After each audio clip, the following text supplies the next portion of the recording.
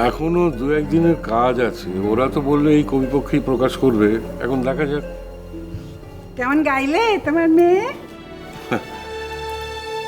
আমি তো বাপ, আমি আর কি বলবো, তবে আমার তো মনে হয় যে ঈশ্বর প্রদত্ত ব্যাপার ছাড়া এরকম তো হয় না। এখন লোকে কি বলে। ও সোনা জেঠি, তোমার পাড়ি যে কাল গানখানা কি ভালো গেয়েছে, তোমায় কি বলবো। এই গানখানা এত ভালো ওর গলায় এর আগে কোনোদিন শুনিনি জানো। অমর তো কাছে থাকলে গানখানা অত ভালো করে গাইতে পারতো কিনা সন্দেহ আছে। কি বলছো গো বড় বৌমা? হ্যাঁ সোনা মা, অমর তো না থাকার কষ্টটা যেন যেন ওর গানের মধ্যে দিয়ে বেরিয়ে আসছিল কাল, আর আমরা আমরা সেটাই যেন শুনতে পাচ্ছিলাম। আমি আরো একটা কথা আপনাদের সবাইকে বলে রাখতে চাই, এই গানের রেকর্ডখানা বেরোনোর পর দেখুন না কি হয়। বাড়িকে আর আমাদের মধ্যে ধরে রাখা যাবে না, দেখবেন না কত জায়গা থেকে ডাক আসবে। এই আমি বলে রাখছি আপনাদের, দেখবেন মিলিয়ে নেবেন আমার কথা। বড় বৌমা, আমরা তো অত কিছু চাইনি কো।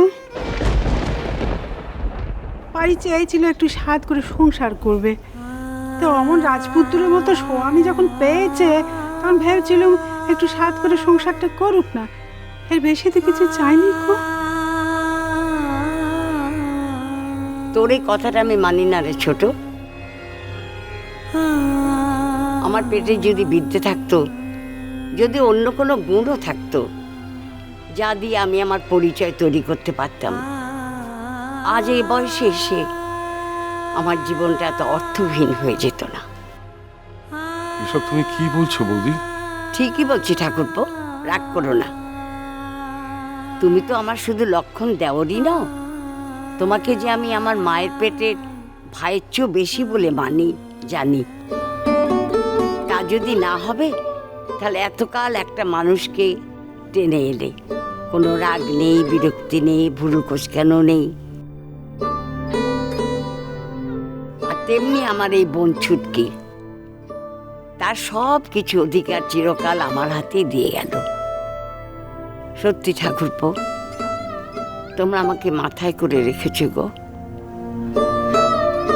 আর এই আমার বড় বৌমা, ওর মধ্যে মা জগদ্ধাত্রী আছে বলেই এত ধৈর্য, এত সহ্য এই যুগের কোনো মেয়ের মধ্যে থাকতে পারে, সেটা তো আমি ভাবতেই পারি। দেখো, আমি তো বুঝতে পারছি না এত কোথার দরকার পড়লো কি করে। আমার তো দিদি ছিল নি, আমি একা ছিলাম, চিরকাল একটা স্বাদ ছিল দিদি হবে, তো বোস বাড়িতে বিয়ে করে এসে এসে স্বাদটা মিটলো। ও অধিকার তো অধিকার জানি না বাপু, তুমি না থাকলে অত সব ঝুট ঝামেলা, ছেলে পুলে সব বড় করা, মানুষ করা, তুমি ছিলে বলেই তো তোমার ঘাড়ে সব ঠেলে দিয়েছিল। তুমি না থাকলে সেটা হতো কদি। আরে বাবা, তা বললেও সত্যি তো কখনো মিথ্যে হয়ে যায় না ছুটকি। তোর তো তোমার একটা পরিচয় আছে, তুই কারো মা, কারো স্ত্রী। আমার তো সে পরিচয়ও নেই। তবু পালির মতো যদি একটু আধটু প্রতিভা থাকতো, গুণ থাকতো, পরিচয় না থাকলেও সেটুকু নিয়ে একটুখানি চেষ্টা চরিত্রে। ছি সোনা জেঠি, আচ্ছা এইসব কথা বলতে আছে তুমি বলো? তাই না তাই, সে কবে একজন মানুষ ছেড়ে চলে গেছে, সেই তার কাছে একদম আপনজন, আমরা কেউ কিচ্ছুটি নয় কো। কি করে বলবো রে ছোট, ওই মানুষটার জন্যই তো এই বাড়ির সঙ্গে আমার পরিচয়। এই ডালপালা, ফলমূল, এর পেছনে গাছ তো ছিল একদিন। সোনামা সোনামা, তখন থেকে কি কচর কচর করে কথা কইছো বাপু? কান মাথা ঝালা ফেলা হয়ে যাচ্ছে, কান মাথা ঝালা ফেলা হয়ে যাচ্ছে। ভারী স্বার্থপর মেয়ে মানুষ তো তুমি, হ্যাঁ? ভারী স্বার্থপর মেয়ে মানুষ তো, হ্যাঁ? আমি যে জন্ম থেকে এত সোনামা সোনামা সোনামা সোনামা করে হেঁটে মরে যাচ্ছি, তার কোনো দাম নেই কো, তাই না? তার কোনো দাম নেই কো। মা মা মা, বলো বলো বলো, আমি যদি জন্ম থেকে সোনামাকে না চিনতুম তাহলে কি আমি পারি হতুম বলো? হ্যাঁ, আমি কি তাহলে পারি হতুম বলো? আমি তো তাহলে অন্য কেউ হতুম বলো? ও বাবা বলো বলো বলো, তাহলে আমি অন্য কেউ হতুম নি বলো? ঠিক ঠিক ঠিক ঠিক, একদম ঠিক কথা বলেছো। তুমি তো আমার মা, তুমি তো ঠিক বলবেই। বৌদি এ বাড়িতে না থাকলে এই বাড়িটাও এরকম হতো না, অন্য বাড়ি হতো। আর আমরা যেরকম আছি আমরাও এরকম থাকতাম না, অন্যরকম থাকতাম। সত্যি বাবা, বলতে গেলাম ঠাকুরজির গানের কথা, তার মধ্যে কোথা থেকে কোন কথা ঢুকে পড়লো। আগে জানলে বাপু এমন কথা বলতুম। বড় গিন্নির খুব তেজ হয়েছে। এই আমার শোনা আমাকে বকছিস কেন রে? ঠিক তো? দেখো এখন আমার বর নেই, আমার মনটা খুব কাটত, আমাকে বকবে না।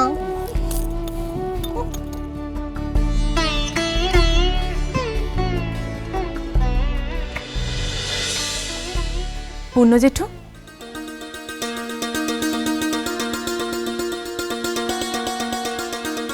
উমা আবার কি গা?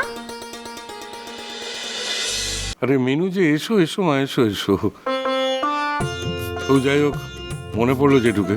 খবর পাঠিয়েছিলাম তো, একবার খবর পাঠিয়েছিলাম তোকে এখানে আসতে, তার জন্য কম কথা শোনাসনি মা তুই আমাদের। ছোট থেকে তোকে চিনি, তারপর কলকাতা একা একা থাকিস, তাই নইলে আমাদের কি ঠাকা পড়েছে বলতো? এসো ভাই, এসো ভেতরে এসো। সেদিন বৌদি বলে ডেকেছিলে, সেই সাহসে একখানা কথা বলছি ভাই। দেখো, এই যে জ্যাঠা জেঠি দাদা বৌদি, এরা তো সব আপনজন। এই ডাকগুলো যে কতখানি দুর্লভ তা যত বয়স বাড়বে তত বুঝতে পারবে। তাদের সঙ্গে কি আর এসব জ্ঞান বিদ্যে বুদ্ধি এইসব আলোচনা চলে বলো? এসব তুলনা চলে? যাই বলো ভাই, তোমার সেদিনকার কথায় কিন্তু আমরা মনে মনে সকলে খুব দুঃখ পেয়েছিলাম। এই মিমি, এই চিড়িটা কে এলো? তোমরা বাড়িতে কিছু বলনি যে রাস্তায় তোমাদের সঙ্গে আমার দেখা হয়েছিল? না না মানে না, আসলে তারপরে এমন একটা ঘটনা ঘটে গেল, তাই আর বলে ওঠা হয়নি। বাবা, এ আবার হাজির হয়েছে কেন? এ তো সেই বড় দিদিমণি, আমার শাশুড়ি, যার ঘরে আমাদের ব্যাগাবন ছোটকাকে চাপাতে চেয়েছিলেন। ওমা, তোদের সঙ্গে দেখা হয়েছিল, আমাদের বলিসনি তো? বসো না। পূর্ণ জেঠু, আমি কিন্তু আজকে এ বাড়িতে এসেছি দুটো কারণে। দুটো কারণে? কারণ না থাকলে বুঝি আসা যায় না কো? আমি তো জানতাম আসা যায়, কিন্তু ওই ভদ্রলোক গিয়ে যা যা বললেন তারপর আর। ও বাবা, কাকে দেখছি?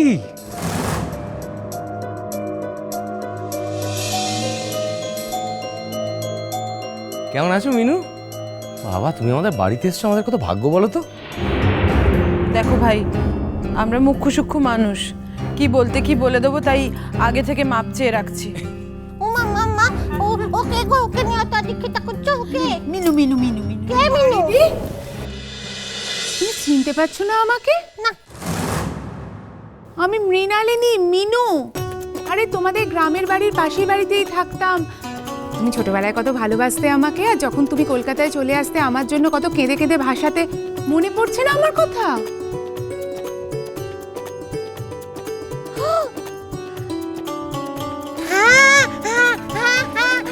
তুই জয়পুরে ঘুরছিস, তুই জয়পুরে তেপুরে ঘুরছিস। আচ্ছা না, আর তোর মাথা চুল এলো, কোন চুল উঠে গেল? হ্যাঁ, তখন তো তোর নেই মাথা ছিল, আর মাথা থেকে একটা লাল ফিতে পরিয়ে দিত।